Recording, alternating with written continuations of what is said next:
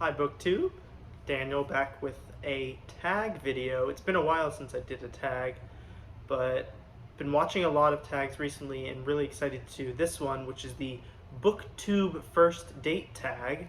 I saw this on Pat from Book Chat with Pat. She did this maybe a week or two ago, and I just really liked her answers. A lot of the books she was recommending seemed really interesting, and so decided that I'm going to give it a whirl. This tag was originally created by Marlicia at Marlicia Muses and Tahlia at Tahlia Nerds Out, so thank you to both of them for creating this. And we'll just jump right into it. We have, it looks like, 8 or 9 questions here. And so yeah, let's get started with number 1, which is, what books do you regret buying? And I guess for me at this point, the only regret of books I have buying are the ones I haven't read yet. Which maybe is a common answer, but it's just anything on my shelf I definitely want to read, and I don't regret, maybe thinking I paid a bit too much for it even though it's used, or paying for a new book even though I'm really excited for it. So none that I regret buying, at least thus far, and hopefully that stays that way for a while. Number 2, do you DNF books? Why or why not? At what point do you DNF, and if you do, how much time do you invest before doing so? And for me, thus far, I don't think I've DNF'd any books. And maybe that's definitely a bad thing. I know, right, we can only read so many books, and I only have so much time that I dedicate to reading, and so if I'm not enjoying something, I should definitely, man up and trash it. But I think where I am, I'm still sort of trying to expand into new genres, really deep down into more niches within things that I already like reading. And so I haven't found anything that's been too off-putting thus far, but I think as I continue to try to broaden my horizons, I will come across that first book that I just know is not for me. And I think at the same time, I'm not afraid to do that. I just genuinely haven't found a book that's been that off-putting for me. Even if I haven't enjoyed a book, I've still sort of, enjoyed, meaning loved the story or the plot or the characters. I've still found enough enjoyment in the reading process. And so that's to me still worth the read, and doesn't need to have a flag of a DNF. By the way, I'm just looking at my computer here for the questions. And moving on to number 3, is there a book you did not want to come to an end or you couldn't put down? And certainly this is a lot of books, but the first one that came to my mind that I've read somewhat recently here was The Master and Margarita. I mean, this was just a whirl of a read. I loved everything about it, just flying through, kind of going into the the Devil's Party and everything about it, so fantastical. Just a great read, and even as it's concluding, it's sort of wrapping up in a natural way, but you're still just, you feel like it could go on forever. But definitely that would be my choice for one I didn't want to come to an end. And that's kind of similar to question 4 here of, have you experienced withdrawal after finishing a specific book, maybe not wanting to move on to other characters, you want to reread the whole book or sections of it immediately after finishing. And for me, this comes up most actually when I read biographies. And now I've only read, I think, 4 or 5 biographies thus far, in my reading journey.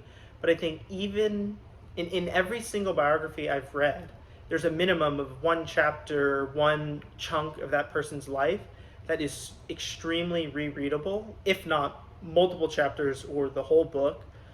For instance, when I read Leonard Bernstein by Humphrey Burton, I think is who wrote it, I could reread that whole thing basically up to maybe right when he started, dwindling down at the end of his life. Just so much of his life was interesting and fascinating that I could reread it instantly.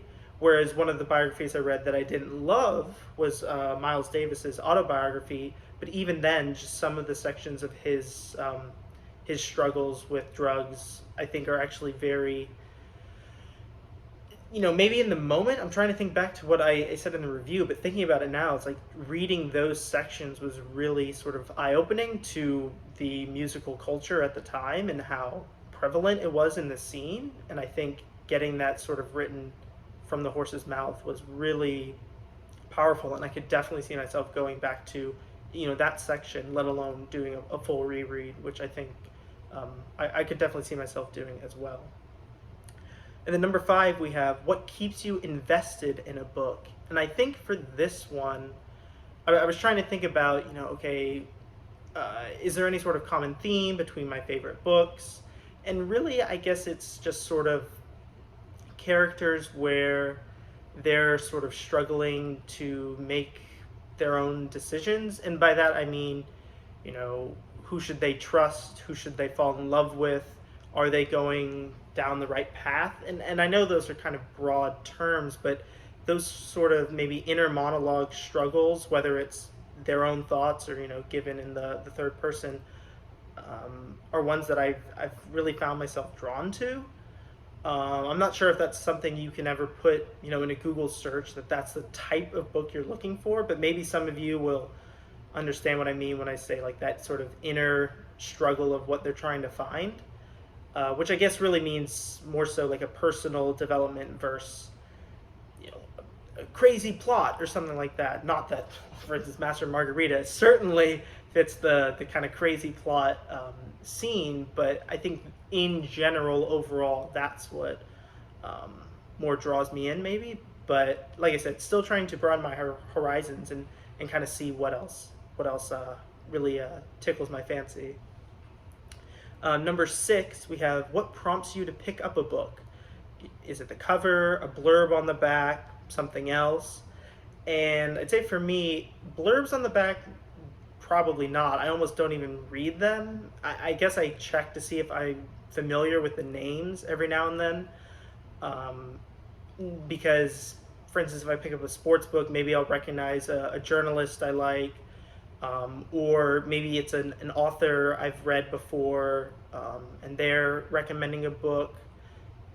But do I really take what they're saying with a whole lot of weight? No, because maybe they're just friends and kind of passing off a favor. So I guess between these options, I would say, yeah, I do certainly pick up a book at the store based off a cover, or really a lot of the places I go to, I'd say by the spine.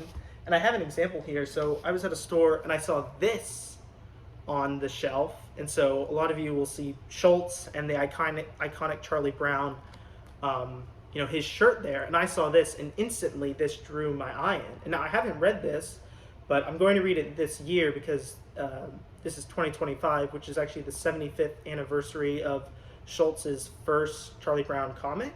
I think probably maybe in a newspaper published one. So I definitely want to read this, within that 75th anniversary and try to get immersed in it. But this one, like I said, the outside caught me, picked it up, and then what was really interesting is inside, I'll see if I can find it, there's like comics all throughout the biography, which I just think is so interesting that, as a biographer here, this is David Michaelis. And actually, this was kind of a good one that I'm glad I picked up, because if you saw my video on talking about Vince Guaraldi, the composer behind a lot of the Peanuts TV specials, certainly all the early Peanuts TV specials, that was written by Derek Bang. And Derek Bang is actually just basically a huge Schultz Peanuts lover, and then, kind of ties into Vince Guaraldi. And so I was reading on one of his, I think, older websites that he did an interview with David Michaelis here, but also there was some pushback from the Schultz family after this this biography came out. And so I'm curious to read it, go through a lot of the family discourse on what they, might have had some qualms with. But yeah, I'd say I'm susceptible to a good packaging, but at the end of the day, it's probably more so just a genre or an author I'm looking for that at the end of the day is what will get me to buy the book and read it. Yeah. Now going on to number 7, we have, do you keep finished books to reread or do you unhaul them? And at least for where I am now in my reading journey, I haven't unhauled really anything yet. But certainly that's going to happen. Looking at my bookshelf now, I'm kind of right at the precipice of buying a new bookshelf, which I have no problems doing. But then, if you need to move or do anything like that, you got to deal with another bookshelf plus all the books I'm inevitably going to fill that shelf with, or deciding what to unhaul. And the thing is, I just have so many books I haven't read, and the ones I have, I don't want to unhaul because I do want to reread them, right? I mentioned Master Margarita, these biographies I have, tons of other novels, and even some of the history I have, I think I could definitely see myself rereading. Or if I don't reread it instantly, as I continue to grow within, maybe a nonfiction space, I want to have that as reference of, okay, when I first, introduced myself to, for instance, the Civil War, I read McPherson's Battle Cry of Freedom. Okay, now that I'm getting more into specific battles, can I go back and see the comparison here? So I think it'll probably end up being a new bookshelf purchase, just trying to put that off for maybe for a bit longer, and getting through the ones I have on my shelf before I really need to force myself into a new setup here. Then question number 8, we have, who or what do you trust most for book recommendations? And I'd say for this, myself. And I know that might sound kind of crazy, but at the end of the day, I do trust my own judgment. And then I don't really have any ill will towards if the book isn't the greatest thing I've ever read, because at the end of the day, it was my decision to sit down and go through it. But also at the end of the day, I think, BookTube itself really opens my eyes to a lot of books and authors that I'm not familiar with. And like I said, because I'm so early in my reading journey, I'm willing to kind of branch out and go for a lot of things that might not seem like comfort or ones that I'm really familiar with. And I think that's what's kind of keeping me going. For instance, I'm reading The Rise and Fall of the Third Reich, a big book. I just started this a day or two ago, and this is not something I normally would have read, but I showed it on a haul a long time ago, and it seemed maybe appropriate in today's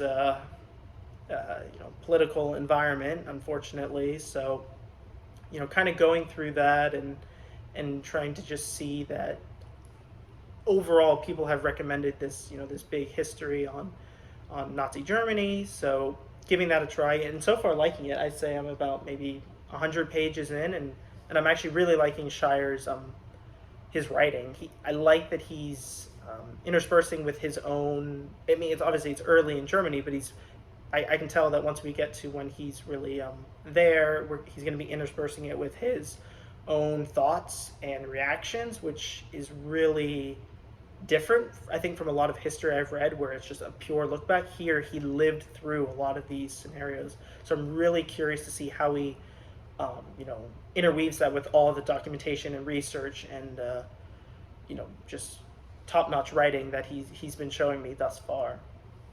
And question 8 leads into question 8.5. Bonus question: would you ever pick up a book and read it without knowing anything about it?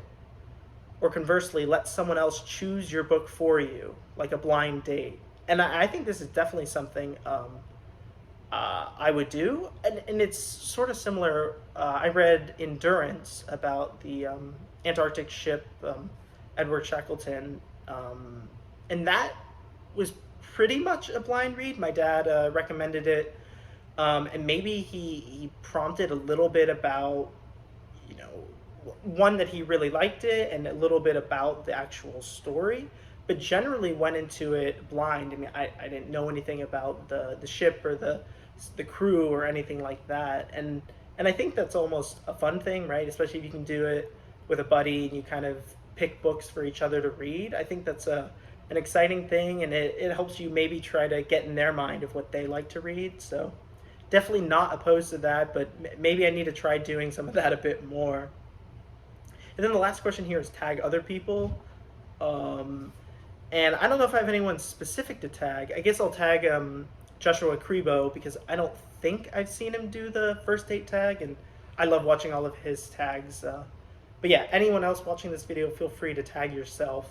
Like I said, I saw Pat on Book Chat with Pat do this, and she's fantastic. I'll link her video that I watched in the description as well. So if you want, you should definitely check out her answers. She had tons of great stories behind a lot of her answers too, which she always does, but definitely on this one as well. But that's all for today, and I hope to keep doing tags. So hopefully every Tuesday you're going to be seeing a new tag video. I have a few already that I'm interested in, and I'll keep my eyes peeled for the ones that are really exciting as well. But thanks, BookTube. Bye.